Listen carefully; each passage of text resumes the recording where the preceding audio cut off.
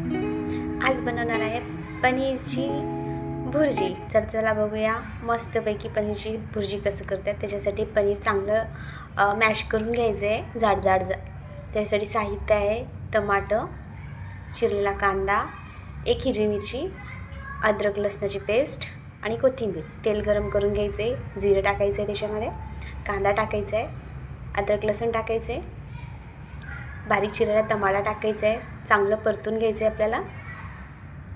हिरवी मिरची टाकायची आहे, परतून घ्यायचं आहे,